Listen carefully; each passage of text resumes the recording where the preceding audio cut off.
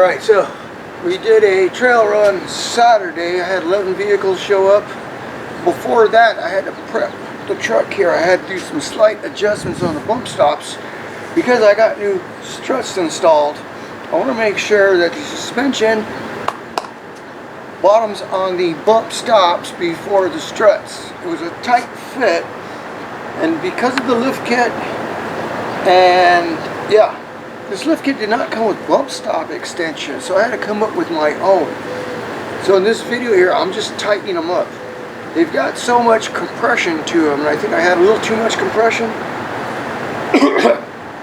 So I'm actually just stiffening them up. I had to think of something, okay? So that's what this video is about. I also like to make a comment on the struts I have, okay? I'm always looking for some kind of a business idea or some kind of products that we don't have here in the States. And I saw something by a reputable manufacturer, Koni, okay? But I couldn't find them here in the United States. And I contacted Koni North America, and Koni North America had no idea what I was talking about. They had no knowledge of this product or anything like that. I actually had to go to Koni, Australia to find out about these. And then back again to Koni North America, and what I found out is the guys, the Koni North America, they're sports car guys. They don't know anything about off-road or overlanding or trucks in general. And the product listing or applications here in North America are way limited when it comes to these kind of vehicles as compared to Europe or Australia. And I was like, well, what's that about? Okay, because I had the part number for the part, but I couldn't find it here in North America. In Koni North America, they said, oh, well, they have to special order that for me because they don't have those here in the United States. It's going to take 6 to 8 weeks, all right? So I said, okay, well, we'll forget about that. But you know what? I'll do a little search online. I found these struts for Colorado and in Germany, okay? So the Australian Colorado and the Isuzu D-Max share parts, very similar to the American Colorado. You know, GM and Isuzu have some kind of partnership there for years, so it figures. So I got the parts, I got them installed, I upgraded my springs to 700 pounds. Koni North America just was curious, I guess, want to know what I was doing, so I had some emails going back and forth. But you know, now that I got them installed and I inquired about getting some more, guys, I haven't heard a thing from them. I haven't heard a thing from the guys in Australia or their offices here in North America. I sent emails, at least 4 emails out to them. Nobody's returned my emails now. So what can I say? Are they a reputable company? Do they want to sell product? You think they'd be interested and say, hey, I'm giving them good exposure here, but I guess they don't want to play ball with me, you know? Oh well, screw them, right? So if you guys are interested in the Konis, I'm going to leave you some email addresses so you guys can send your comments to them, alright? And I'll even include the part number for these things, because they work great. I'm very impressed with them off-road. Around town, they're a little rough, except when you hit the big bumps. We got some big dips around here. This thing goes right over them now without bouncing, no nothing. No drama, you know. Driveways with a big bump as you go in, I can take these no problem now. Before I had to slow down with the Foxes, with the $600 Foxes, I was getting bounced all over the place. Off-road especially, that's what I bought them for. These are for off-road. If you're a serious off-roader, overlander, great product. Unfortunately, Koni don't want a deal, I guess. I don't know. I just want to throw that in there. Want to have some fun with them, send them some rude comments, it's fine with me, because I guess I'm done with them, right? I got me a set. I'm probably the only one in the United States with these on a Colorado.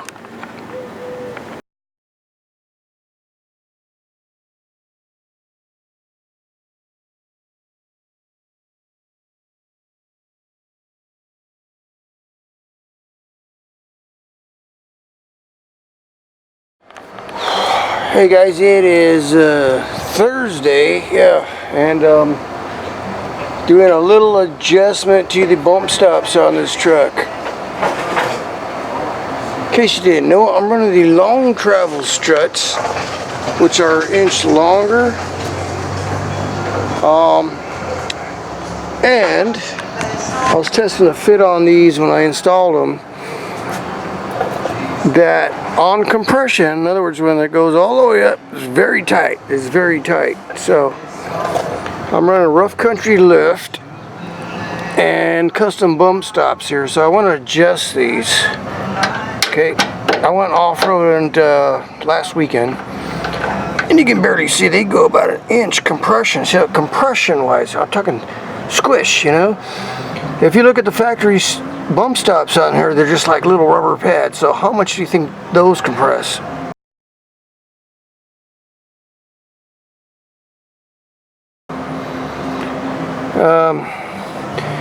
I think these have a lot more compression to them because they're bigger, so I'm gonna tighten them up. It's a whole idea here, yeah. Alright guys, yesterday I had to make a little adjustment to my bump stops, and I didn't have time to actually go through explaining everything, but there's all kinds of different designs in these. Some have oil, some have oil and gas, adjustable, come in several different lengths.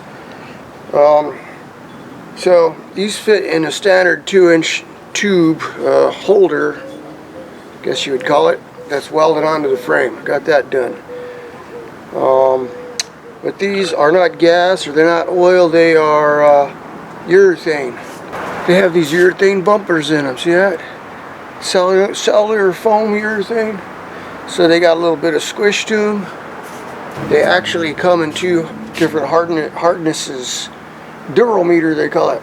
A blue and a black. So I'm running the black ones. Only because if you look at the factory bump stops on your Colorado, I'll show you a picture of that right now. They're really small. Just how much do you think those compress? And they're not really meant to compress a whole lot. They're meant to take up that gap right before your suspension bottoms out, and without those it'd be metal to metal. So that's all it is. It's just a little pad there. Okay. Now I recommend upgrading those if you're going to do some heavy off-roading. Try those Timbren active suspension, I think they call it, bumps. I'll put a little link to that. I ran those on my Tacoma all the way around. They worked out pretty good. On this one here I had a different problem with this one, and that was because I've got that 6-inch lift. Everything is 6 inches farther apart. So you just can't change the bump stop. You got to put a longer bump stop. And this kit from Rough Country did not come with bump stop extensions.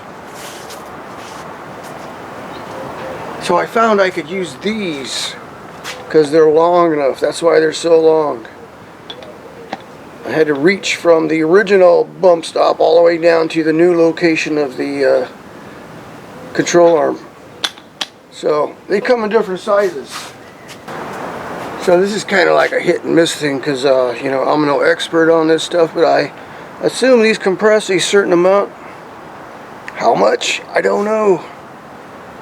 There's no specs on these things. So I was running 3 of the black ones, right? It's like 1, 2, 3. And I figured I'd tighten that up a little bit. How am I going to do that? I maybe remove one?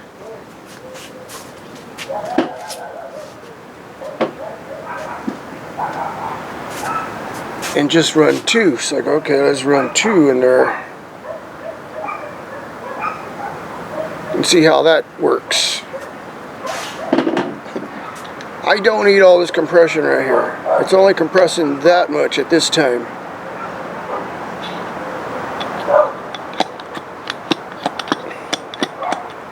It depends how hard you're landing too. I'm not jumping my truck or nothing like that, but you know, those unexpected bumps, you never know. So even though the new struts I have do have they advertise some kind of hydraulic lockout at full compression, or is it bump stop at full? bump stop at full compression and hydraulic lockout at full extension.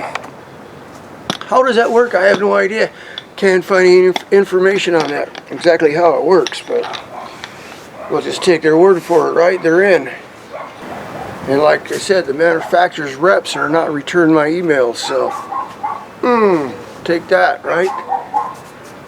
So now actually inside the tube it looks like that. Squish, squish, right? Squishy, squishy.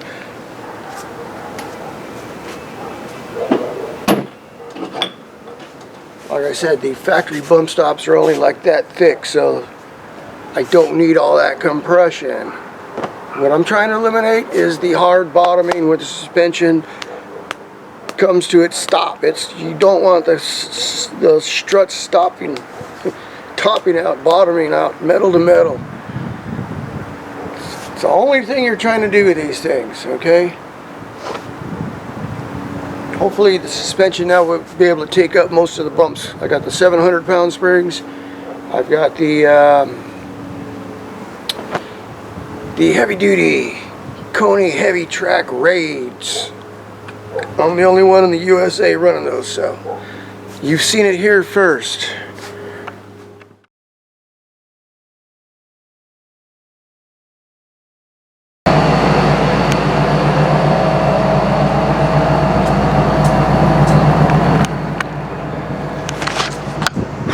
Alright guys, it's later on in the day. I've been editing videos from this weekend, so that's coming up pretty soon here. There's a lot of video to go review and edit it down, you know. Yeah, so if y'all, in case you didn't know, in case you didn't know, Saturday we did a trail run, and my check engine light came on. So Monday morning I took it into the Chevy dealer and they checked it all out and everything's okay. So, but they did wash my vehicle for me and put tire dressing on and all that stuff. It was already clean. I also got a loaner. I got a Silverado loaner. Pretty nice truck. I like it. It's rather large, but it's like driving a big car, right? So stay tuned. That video's coming up. I'm still not finished with it. I got into this one here because I kind of wanted to explain what I was doing before I went out off-roading. Like I said, these new Struts, it's run 100% better. It handles tighter, more predictable now. I do still hit those unexpected bumps and ruts in the road, but I'm not bouncing around like I was with the last set of Fox coilovers, yeah.